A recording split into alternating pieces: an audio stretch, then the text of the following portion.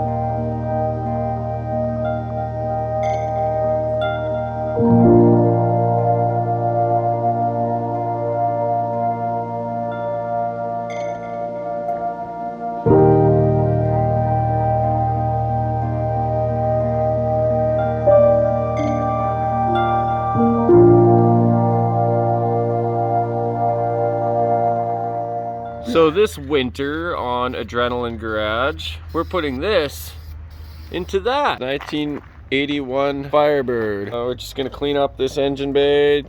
Don't know what happened here. When we got here, the car was black. We came in one day and yeah, it looks like that, but whatever. All we're gonna focus on is this. It's aluminum headed small block Chevy 355 with street cam and flat tops with about 10.5 to 1 compression. Backed up by a turbo 350 trans by TCI. Look, a sweet house for your kitty. Go in here, close the door. You know what? My cats would freak about this right now. 2600 stall, I think. It's pretty little for that stall. They actually check their stuff. Hub run out, computer balance. Builder R14. That's his name. They come with their own bolts. We went and got some, not knowing that it comes with its own bolts. So there you go. TCI converters come with their own bolt. Oh, that stuff fucker's good. Oh, you're only gonna need 1 can. Oh, it's good stuff. You gotta really go with the flow, you know, really feel it. Really, like it's all in the hips, it's all in the wrist. I could be down south in the tropical islands, but I'd rather be spray bombing an old 350, you know, getting her all red and good.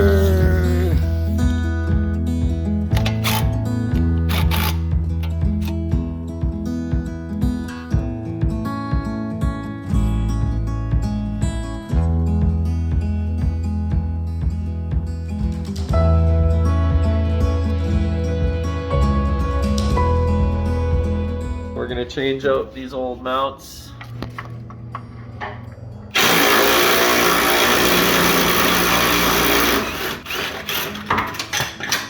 So we got our new engine mounts here that are gonna go on the frame side. In this generation of Firebird and countless other cars of this generation in Chevrolet, we do the engine mount down here on the frame. And then this is just a solid mount on the engine side. And in order to do it, you gotta put this old one in the vise, because this actually just comes with the rubber piece inside there. We have to drill out the middle ones, which I've already done. And undo the vise. Everything falls apart there. And there's your old mount there, which I can't undo with one hand. So we're gonna put the new rubber in, and then sandwich that back together. Bolt it in the car. We're also going to get the motor in the car today, right? Today. 24 hours. We're gonna lose the shop. Grandma's gonna be living on the streets. No way. Oh, yeah. Oh, wait, well, I can't press the play button. No, there we go. No, I can. Okay, that's good, that's good. No, but I need one here. Well, no, earthquake-proof mounting job there. You can't see it, but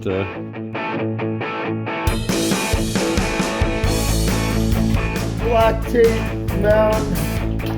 We get to 250 subscribers, we're gonna be able to buy a freaking duct tape now. Hey camera, check this out.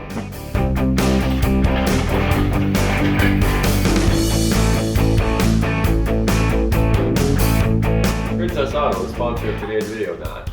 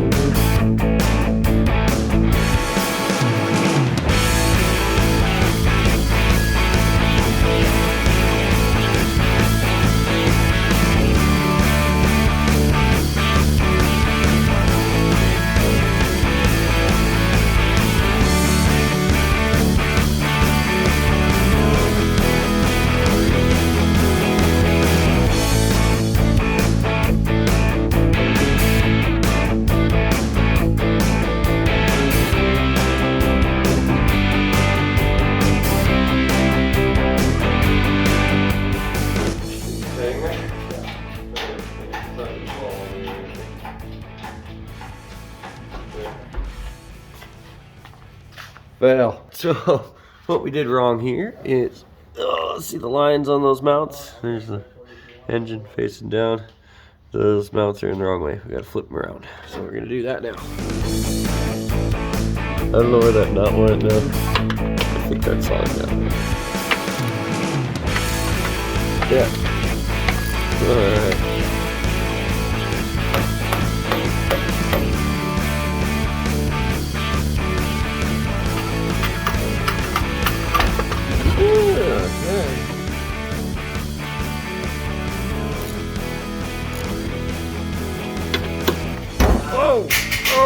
Mother load, got a drive shaft, hood thingamajiggers, a shaker hood scoop that says 5.0 liter on it. Cool. We're gonna have to start pulling this stuff out. So if you leave tape on really long in a cold Canadian environment, it like frickin' glues itself to the engine. So then you gotta scrape it all off. But we're doing this all in one day, I thought. Yeah, today. When we put this tape on earlier today. Always, always, always use silicone when you're going across the valley on these. Don't use those damn gaskets. That's just not right, is it? It doesn't work. Any Chevy guy will tell you, just do the silicone. I mean, I knew that when I was 12. I got an air gap even. Ooh, air gap. Yeah, that's a nice one.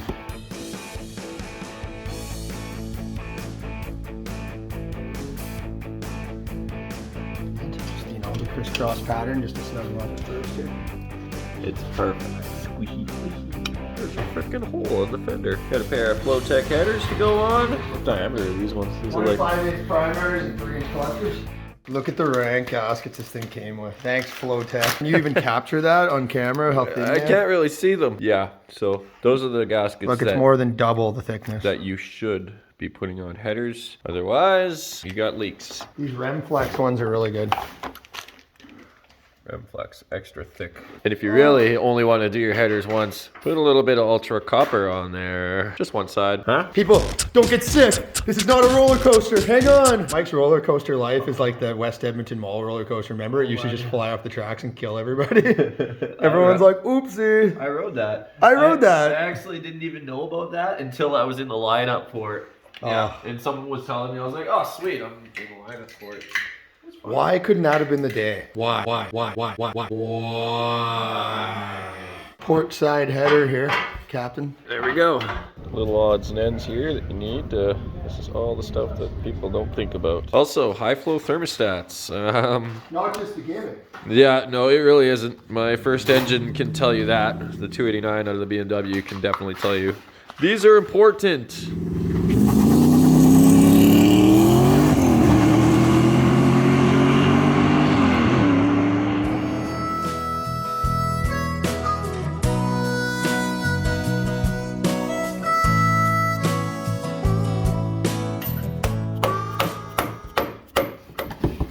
The same valve cover as the Phoenix had, except for these ones are polished, and they say Sniper on them. Sniper. They're laser cut. Those are really nice. Yeah. The baffles already bolted in there. Of course they have baffles bolted in. Well, mine didn't, but mine were always Snipers. Yours were straight out of eBay. Yeah, they were. Whatever it said.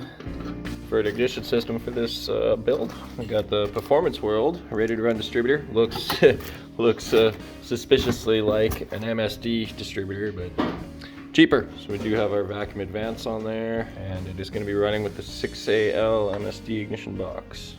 From the factory, these distributors always come with too heavy springs in, so your timing doesn't come in quick enough. So I always like to put in some lighter springs. Not the lightest, but say one light, one less light. There's a chart on the back of the box, you can go from there, but just don't leave the stock ones in. Make sure that you put a little bit or a lot, generous amount of brake-in oil on that gear before you put it in. Otherwise you'll have some pretty premature ejaculation. No, wear.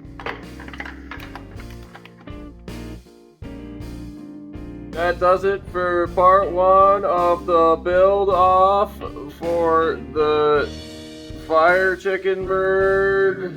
Part one done. What do you think?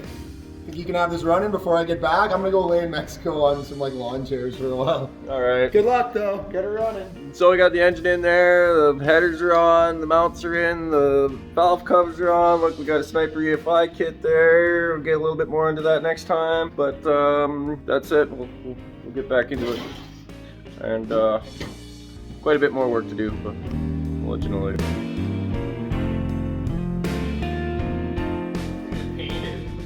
Yeah. Once it's painted, it'll be a pretty cool car. Engine-wise, I mean, what, 400-ish horsepower with the 10-to-1 compression. Those PW 195 heads, 262 comp cam, which isn't huge, but we wanted to keep it a torque monster for him. It'll probably be 375 to 400 horse, and a good chunk of torque. Cold start abilities. All right, cold start drivability. Should be all right. Should be a fun car.